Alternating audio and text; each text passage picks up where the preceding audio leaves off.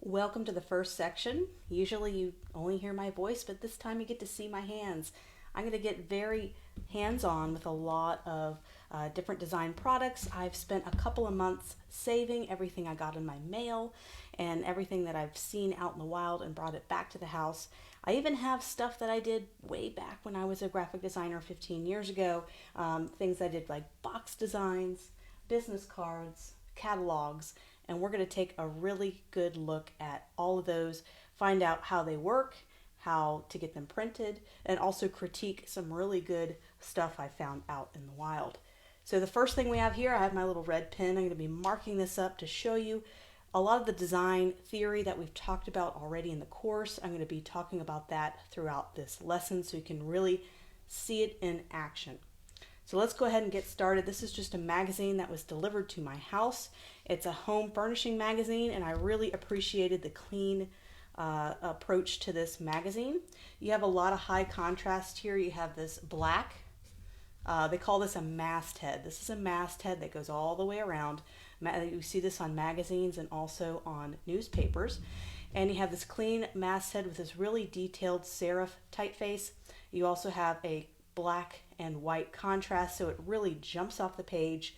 You also have this really nice margin all the way along the front of the magazine. And so you kind of have this nice framing of the photo, and it really draws your eye inward toward the photo, but it also gives it a very clean, professional look.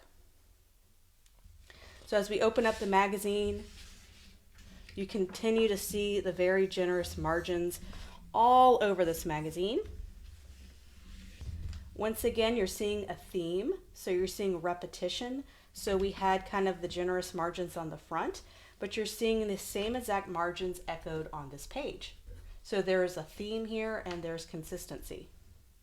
You also have this similar serif typeface, which is your nice headline.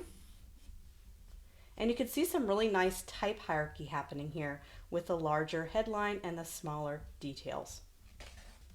And as I flip through this magazine, you're seeing a similar consistency with margins and how the size they're making the photos.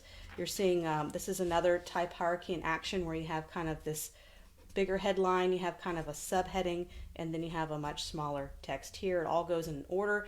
You'll also notice this dividing line right here that helps to break up the headline and the body copy. And it gives it a nice clean look. And as I'm flipping through, you'll continue to see this consistency with the typefaces and the size of the headline and the subheading.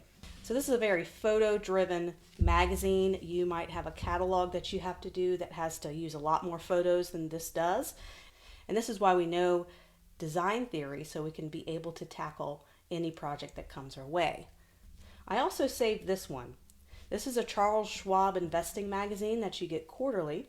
And I know a lot of graphic designers wonder, how can I use illustration? Let's say I'm really good at illustration and I want to be able to use that in my graphic design practice. You'll see a lot of magazine covers include this nice illustration, and you'll see throughout all the articles, you'll see illustration. So there's definitely a way to bring illustration into your graphic design practice. If you're not a good illustrator, that's okay. That's why illustrators exist. It's a specialty where all they do is illustrate, and you can pair up and work with an illustrator to be able to make that happen and be able to do things like this. So when it comes to magazines, there is a graphic designer who lays out the entire magazine. They did the entire magazine. There's usually one graphic designer and then maybe an art director that also helps the graphic designer with the overall layout. But in terms of putting it together in Adobe InDesign or whatever they use, there's one graphic designer, and then there's usually an illustrator that they'll hire to do the illustrations, and the graphic designer works with those images provided to the illustrator. So if you're not an illustrator, don't worry. In this case, they had someone do the illustration and send it to the graphic designer. The graphic designer did not have to do the illustration. But this is kind of a classic magazine layout. And you'll notice the use of all these dividing lines. So you have kind of this kind of leading lines, and leading lines kind of help guide the eye to certain areas. So this helps me to know that these are two columns, and this helps me to know these are separate items. And all there is just this thin little line, and it just really helps to break that all up. If you didn't have any of these lines, your eye would have a really hard time following the content and digesting it. You also notice consistency with the headline. They use a sans serif here at the top and wonderful use of typography hierarchy. So we have a headline, we have the second size, we have a body copy. You also notice how they don't have super long paragraphs. They break their paragraphs up so it doesn't seem too overwhelming. Once again, we have an illustrator who did this illustration. You also notice this is a 3-column layout, so we have 3 columns that go all the way down the side. They actually used a leading line, our line here, to divide that up to help the eye further differentiate between the different columns. And notice here, instead of just having this all be white, this page all be white, they put this little light blue border right here. And this also helps to break up this page, also helps to say this is an entirely new section. So that just having that little nice, very, very light, low contrast blue border really helped. And so that's just kind of some basic editorials that I saw. There's a lot more projects I'm going to review. This is a fun one. I actually sell some posters on Society6, my design theory posters. Artists can upload their work and sell it, so you can create a geometric poster and upload it on Society6, and you can sell it. And you can sell it to people, and they take care of all of the printing and that process. So let's take a look. This is a wonderful cover. You'll notice their masthead and their logo is not gigantic, but I think it works because there's brand recognition. Once again, you're seeing a generous margin. A lot of times you'll go all the way to the bleed with photos, and just the last couple examples just happen to have margins. That's not required, but it does give it a nice, clean, professional look.